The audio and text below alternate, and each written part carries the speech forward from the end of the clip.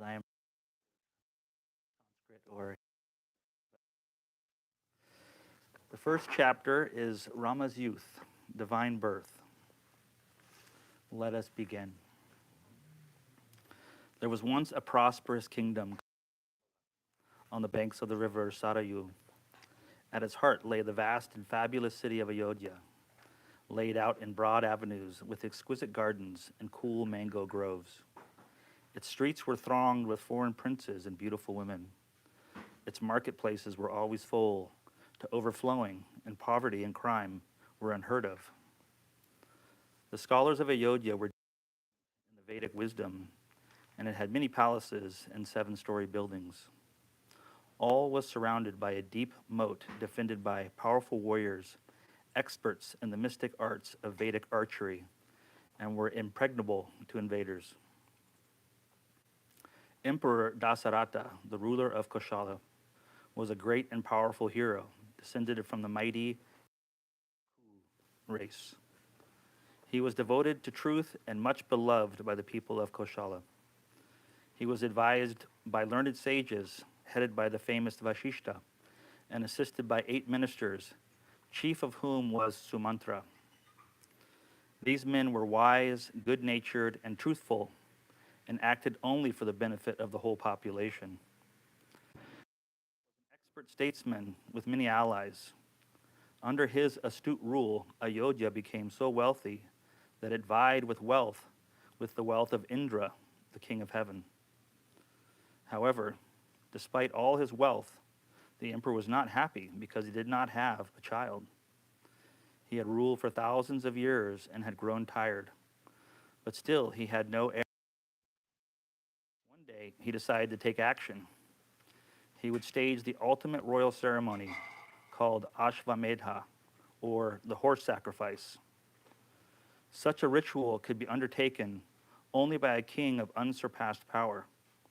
But if done according to the Vedic codes with the proper Sanskrit invocations, it could produce magical results. And to be sure of its success was necessary to have an exalted priest in charge of the sacrifice.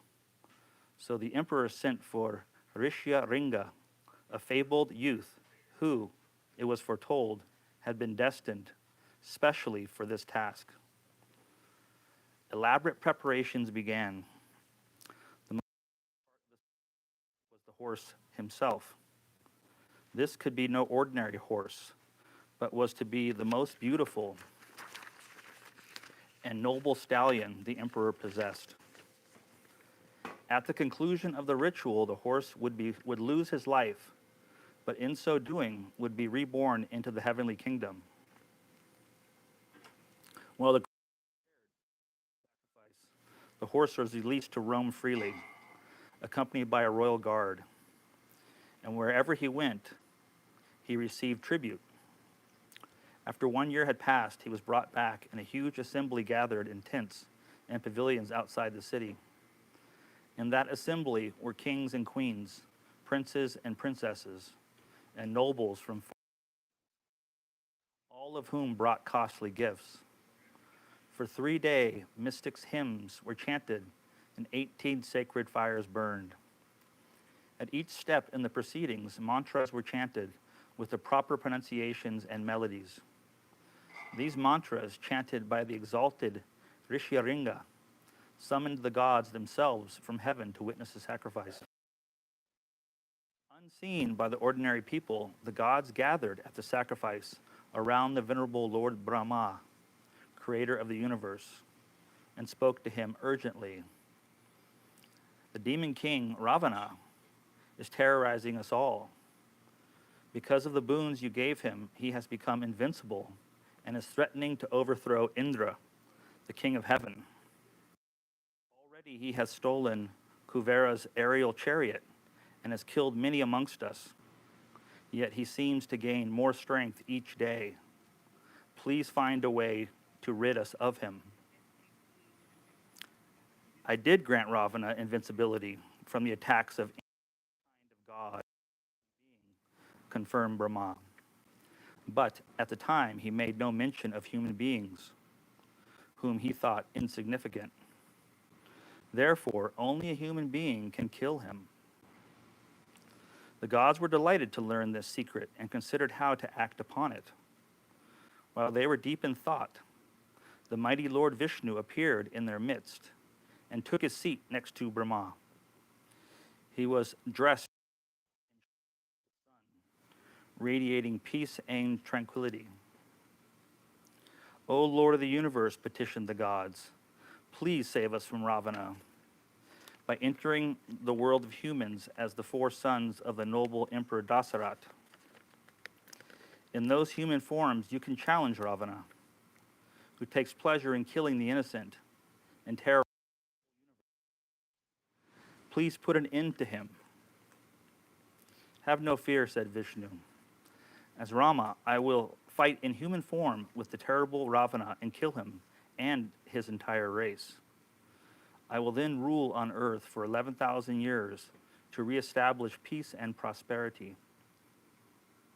Saying this, Vishnu ever thought of Ayodhya as his home and Dasarata as his father, and vanished from the sight of the gods. Emperor Dasarata and his attendants, unaware of what had taken place on the higher plane, brought the horse to be sacrificed according to the ancient rite, by which it was awarded a new life. This was completed.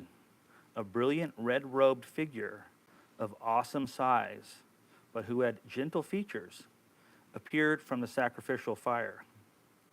Cradled in his arms was a golden bowl with a silver lid. I am a messenger of Vishnu who has come to congratulate Emperor Dasarat on the success of. In this bowl is magical food. When the emperor feeds it to his queens, they will bear him 4 sons according to his wish. The wonderful figure gave the bowl to the emperor and melted back into the fire. Dasarat hurried off to his queen in their private apartments. He gave half the bowl's content to Queen Kaushalya, his first wife, a third of what remained to Kaikeyi, the youngest, and the rest to Sumitra, his middle wife. In the course of time, all 3 wives became pregnant, and their beauty grew as they carried inside them the sun and the stars. Meanwhile, Lord Brahma gathered around him the inner circle of instructions. Now that Vishnu is to be born as the sons of Dasarat, he will need help to overthrow Ravana. You will need to create a race of divine monkeys with powers equal to yourselves. They must change their shapes at will and perform supernatural feats to destroy any opponent in battle. Being monkey sons in the image of themselves, Indra, the king of heaven, had Vali, who became the monkey king. Vali's brother was Sugriva, born to Surya, the sun god. Others were born to each of the gods, and the strongest and wisest of them all was the glorious Hanuman, the wind god, whose body was as strong as a thunderbolt and as swift as the wind.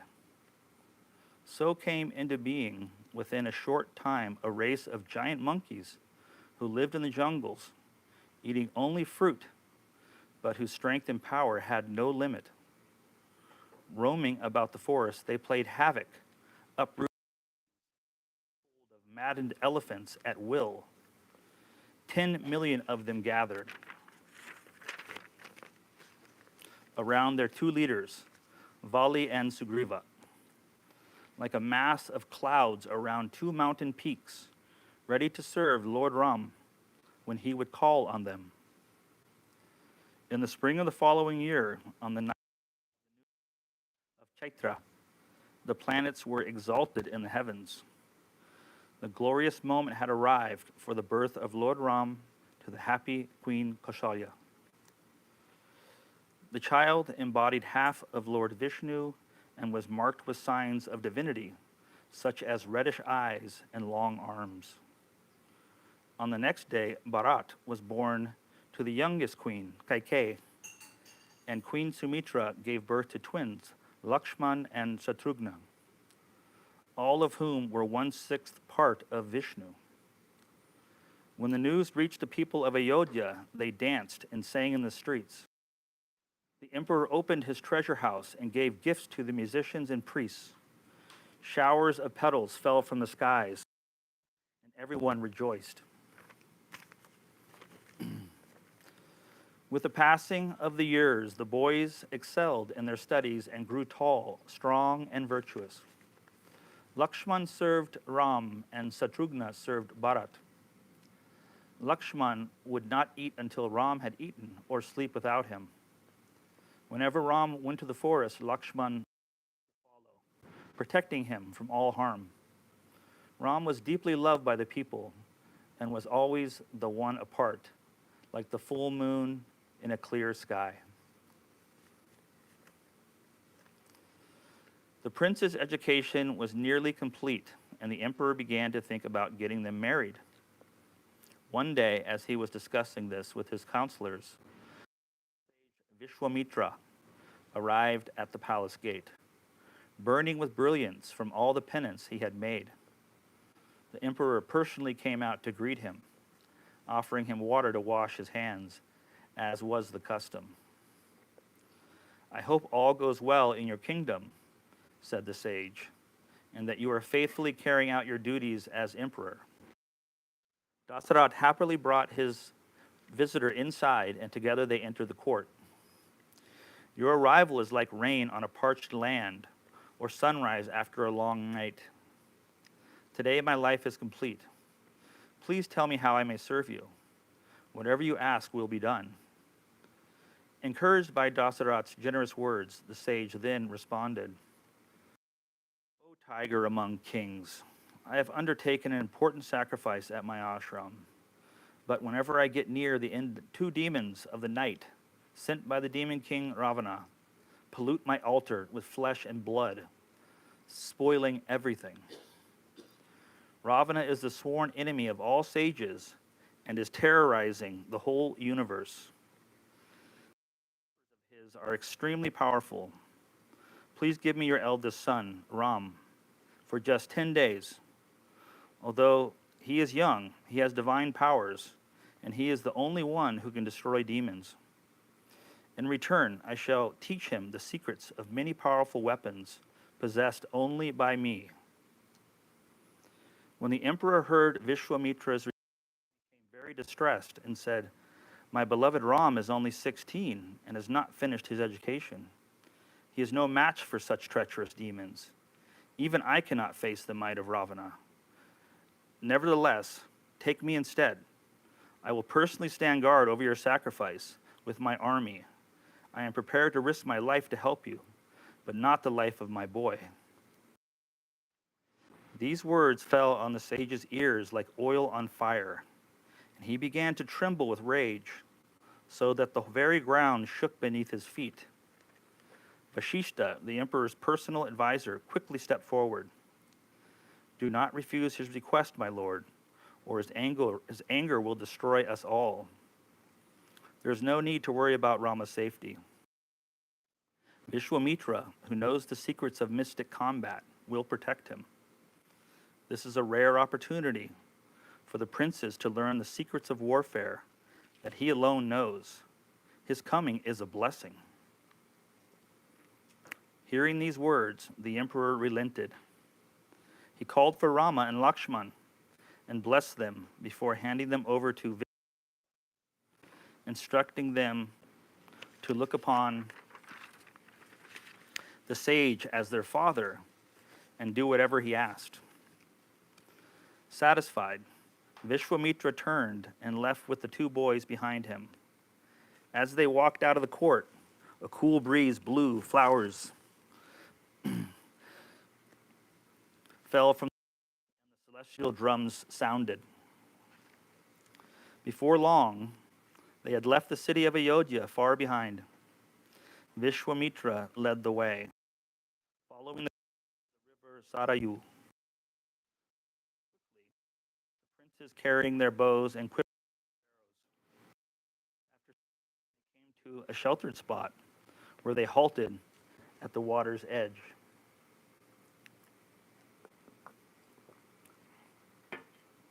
Before going any further, I want to initiate you both with mantras to protect you from hunger and thirst and give you unlimited strength, said Vishwamitra. Armed with these mantras, you will be invincible, even when you are asleep. He told them to sip water from the and repeat after him the mantras called Bala and Atibala, which they soon learned by heart. When he had received his mantra, Ram began to glow like the autumn sun.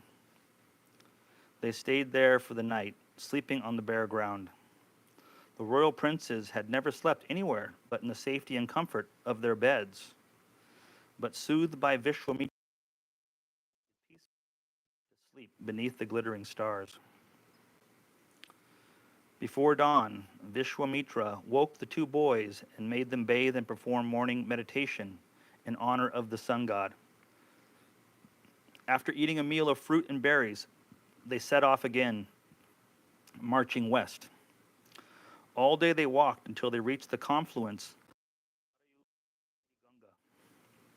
Here, on the headland between the two rivers, lived a colony of forest sages. Through psychic vision, they had long been aware of the stranger's approach. They honored the great Vishwamitra with respectful words and made the dwellers comfortable for the night in simple dwellings. Rid the region of the terrors of Ravana's demons, they wished them Godspeed, and following morning helped them across the swift-flowing rivers, the swift-flowing waters of the Ganga. Their way forward then lay through dark and tangled jungle, infested by fierce animals and echoing of strange. All the day they walked, deeper and deeper into the forest. What is this fearful place? Asked Ram. It is full of lions, tigers, and elephants, but I see no sign of any humans. It feels as if there is something terrible here that has frightened them away. This was once a fertile and prosperous land, Vishwamitra told them, but it has fallen under the sway of the man-eating demoness Tataka, who is the mother of the demons, who are troubling my sacrifice. She has the strength of 1,000 elephants, and no one can withstand her. Vishwamitra then revealed that he had brought them to this place to test them. She is female, he said, and ought not to be harmed, but it is your duty to protect the innocent from her. You have no alternative but to kill her. That is my order. You are now my guru, and I have sworn to obey your orders, replied Ram. I will do as you ask. As they reached a clearing in the trees, Ram halted and raised his bow. He drew the string and released. It was a deep ring that resounded through the forest. It penetrated Tataka's cave and stunned her, pulsing through her like a wave of agony. Enraged at this intrusion into her kingdom, she rose up and flew over the treetops, searching. In no time, she came upon Ram and Lakshman in the clearing. Keeping her distance, she circled them from above, not knowing who these bright and terrible beings were. Ram saw her ugly and deformed shape and felt pity for this loathsome creature. He turned to Lakshman and said to him, and I have no desire to kill her, even though she may be, evil though she may be. I will punish her by cutting off her nose and ears and then allow her to escape with her life. But even as he spoke, Tataka discharged a magical cloud of dust, hiding her from view. And from behind this, he began to bombard Lakshman with volleys of rocks and boulders. Aiming by sound alone, Ram struck her with razor-sharp arrows that sliced off her arms, and Lakshman sent arrows that cut off her nose and ears. Still she did not retreat. Assuming Tataka renewed her attack on the princes, throwing rocks from all sides. Do not play with this dangerous creature, warned Vishwamitra. Dusk is approaching, and with the darkness her strength will increase. Kill her now. Ram saw him through the growing darkness. Quick as lightning, he met her with a shaft from his bow, as powerful as a thunderbolt. Penetrating deep into her heart, she let out a piercing scream and fell dead. Peace descended upon the forest, and, released from Tataka's deadly spells, the place seemed to shine in the darkness. Exhausted, the princes decided to rest for the night in that very spot. The following morning, Vishwamitra decided it was time to reward his courageous disciple, Ram, with the divine weapons that he had in his possession. No ordinary weapons. These took the outward form of arrows, javelins, or discs, but were controlled by mantras and endowed with inconceivable potencies, capable of destroying the most powerful enemy or even entire armies. There in the forest clearing, Vishwamitra taught Ram the invocations and mantras to release and recall 100 divine weapons, one by one. Each weapon belonged to a particular deity and had its own etheric form. The forest glade filled up with their shadowy presences until a host of mysterious beings surrounded Ram. Some glowed like coals, some smoked, some were brilliant as the sun, and some were cool as the moon. Together they bowed before Ram and offered him their services. I have no need of you, Ram said, but when danger threatens, please at once enter my mind. Silently, they walked around him in respect and faded into the shadows. Continuing on their way, they walked all day until, emerging from the dense forest, they saw before them a mountain on whose grove of trees, like a cloud. This was Siddha Ashram, the hermitage of Vishwamitra. It was a deeply sanctified place, having once belonged to Vishnu in his incarnation of Vamana. This place belongs to Vishnu and has the power to end a person's cycle of rebirth. Your own, Ram, as I know you to be Vishnu in human form. On saying this, Vishwamitra led the boys by the hand into the grove. As they entered, disciples emerged from the trees on all sides to pay their respect to their guru and welcome the two princes. They were fed on simple forest fare and gave a place to rest.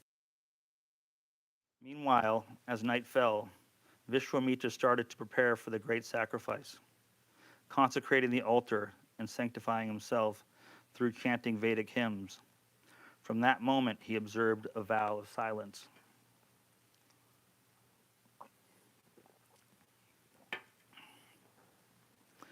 The boys rose early, the next observed their morning meditation, and then prepared themselves for action. When will the demons of the night come, and from what direction, they asked. The attack will come from the sky, from any direction, and at any time without warning, they were told. For the next 6 days, you must be constantly on your guard, day and night. Themselves with their bows beside the altar of sacrifice and kept watch. Continuously for 5 days and nights without incident. By the time night fell on the 6th day, still there was no sign of the assailants. As midnight approached, the sacrifice neared its climax, and a chill fell on the night air. Flames of the sacred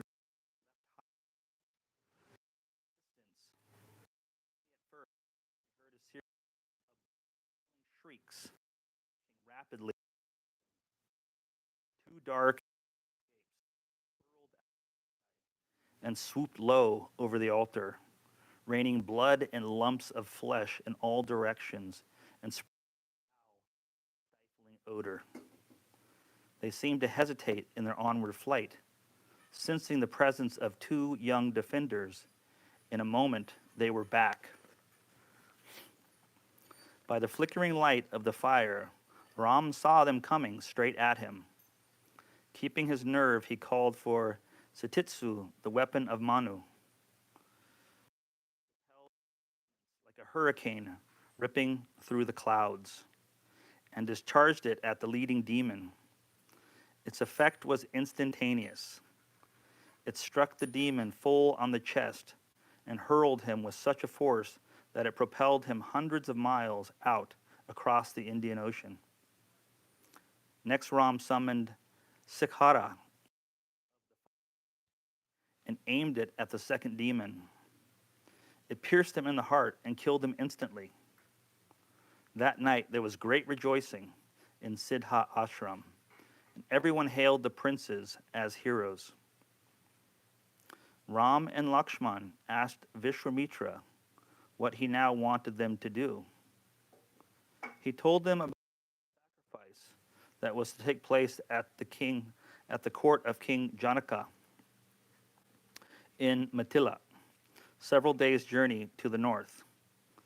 King Janaka possessed a miraculous bow that once belonged to Lord Shiva. He told them, "This bow is so mighty that neither man nor God can even lift it in his court and worships it with incense and offerings. I am to assist a great sacrifice that Janaka is organizing. You two come with me, and I will show you the bow."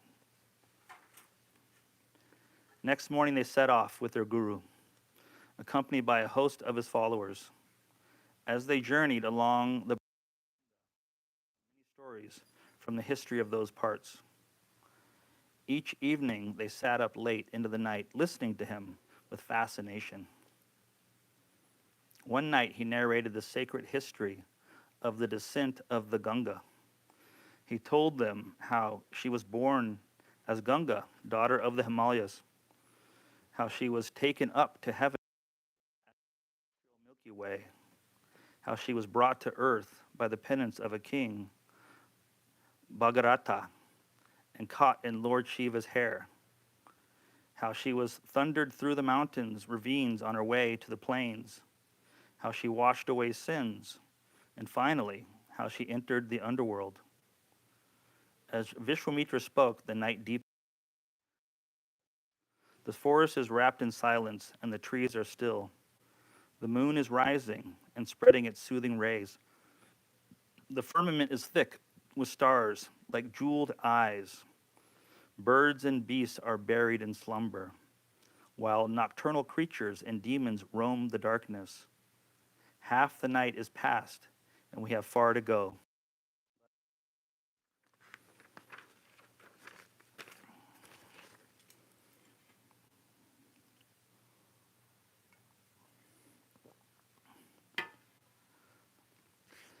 Outside the city of Mithila, there was a great commotion.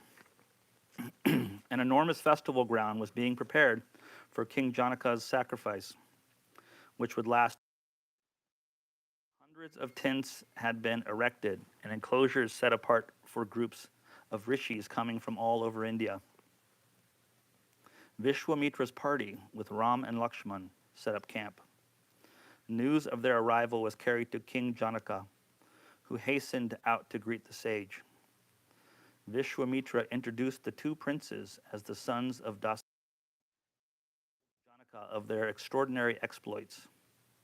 When he saw them, he was quite astonished by their beauty and strength. To him, they looked like living gods. Then Vishwamitra asked Janaka to show them the great bow. This bow originally belonged to Lord Shiva, explained Janaka. I gave it to my ancestor Devarata. No one has ever, let alone string it. although many have tried. Now it so happened that Janaka had a beautiful daughter, miraculously born from the earth. Her name was Sita, which means furrow.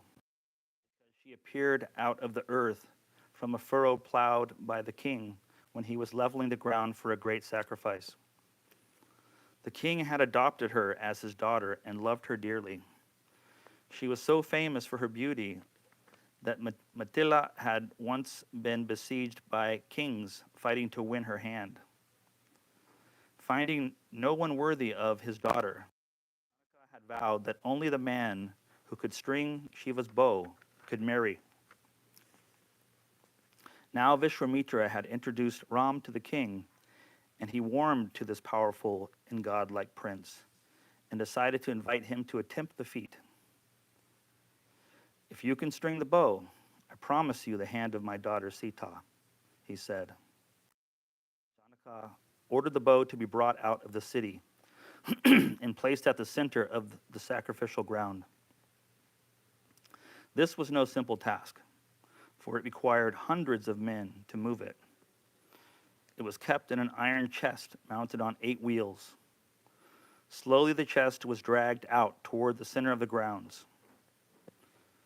As news of the king's invitation to Ram, a great crowd assembled.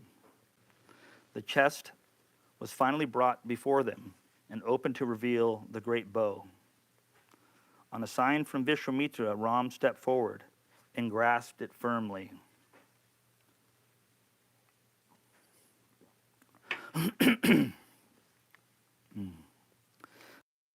Bow, which belonged to Lord Shiva, is now in my hand. I will lift it and see how heavy it is and try to string it. Without effort, Ram lifted the bow and tossed it on his palm. Before the astonished gaze of the crowd, he deftly strung it and began to bend it. He bent it back into a great arc until suddenly, with an explosive report, it snapped, sending out shock waves so powerful they knocked down many of the onlookers. Sita is won, declared Janaka. Ram has shown himself to be a man of inconceivable strength. My daughter is dearer to me than life itself, but now I give her to Ram. He will bring fame and fortune to the house of Videha. Janaka was so excited, he wanted to perform the marriage ceremony immediately. Excuse me. But first he sent swift messengers to the court of Emperor Dasarat to tell him the good news and to invite him to come quickly. Ayodhya lay 3 days' ride away. Soon Dasarat heard all that had been passed at the Janaka's court. Not only were his sons safe after successfully defeating the demons of the night, but they had reached Ayodhya, where Ram had achieved the impossible. He had won Sita's hand. Dasarat wasted no time. The next day, a caravan of gifts set off under armed guard, closely followed by the emperor's personal party in chariots and palanquins, protecting his army. When they reached Matila, they set up camp beside the festival grounds, where Janaka made them welcome. Ram and Lakshman hurried to touch Dasarat's feet, and the proud father, after offering thanks and prayers for the future happiness of his sons and daughter-in-law, slept that night in peace. Had a second daughter named Urmila, and his younger brother Kushadvaja had 2 daughters named Mandavi and Shrutkirti. All were of marriageable age. It was soon decided to form a grand alliance between the 2 royal dynasties, uniting the 4 sons and the house of Ikshvaku with the 4 daughters of the house of Videha. Through marriage, we will be joined with ties of love, pronounced Janaka. In celebration, Dasarat gave costly gifts and thousands of cows with gold-plated horns to the of Matila. Then in a pavilion decorated with flowers, golden dishes, jars of water, and earthen bowls full of grain. Priests offered incense and ceremonial articles of worship while intoning sacred hymns from the Vedas. Sita, dazzling, beautiful, and decorated with priceless jewels, was escorted by her father into the pavilion to take her seat next to Ram. Here is Sita, my daughter and the daughter of the earth, who will help you discharge your sacred duties. Take her hand in yours, Ram. She will ever be devoted to you, and you alone will follow her like a shadow, announced Janaka. Ram took Sita's hand. Celestial drums echoed in the sky. Petals rained down from the heavens. One by one, the other couples were united. Urmila with Lakshman, Mandavi with Bharat, and Shrutikirti with Shatrughna. The four brothers led their brides clockwise around the sacred fire 3 times to the accompaniment of singing and the sound of musical instruments. When all was done, the newly married couple retired to the privacy of their tents, while the assembled hosts of Mithila and Ayodhya celebrated late into the night. Ram and his father soon left Mithila in a great procession, laden with gifts of dowry. Vishwamitra the Himalayas, his task complete. The great procession wound its way homeward to Ayodhya, where joyous celebrations were held to welcome the returning emperor and his sons with their brides. Flags and festoons fluttered from tall buildings that looked like a snow-capped peak of the Himalayas.